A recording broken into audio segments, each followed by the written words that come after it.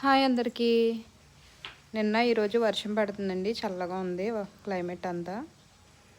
ఇలా చల్లగా ఉన్నప్పుడు వేడివేడిగా బజ్జీలు చేసుకుంటే బాగుంటుంది కదా. నేనైతే అరటికాయ బజ్జీలు చేస్తున్నానండి. శనగపిండిలో కారం, ఉప్పు, సోడా వేసుకుని కొద్దిగా వరిపిండి కూడా వేసుకుంటే బాగుంటాయి. ఇలా పిండి కలుపుకుని అరటికాయతో బజ్జీలు చేసుకుంటే బాగుంటాయండి. ఓ పక్కన వర్షం పడుతుంటే ఇలా ఓపెన్ ప్లేస్లో స్టవ్ పెట్టుకుని బజ్జీలు వేసుకోవడం చాలా బాగుంది. ఈరోజు లంచ్కి అయితే చారు, పొట్లకాయ నువ్వుపొడి కూర, చారు అన్నంలో ఈ బజ్జీలు తింటే చాలా బాగుంటుంది నంచుకుని. బజ్జీలు అయితే బాగా వచ్చినాయండి. టేస్ట్ చాలా బాగుంది.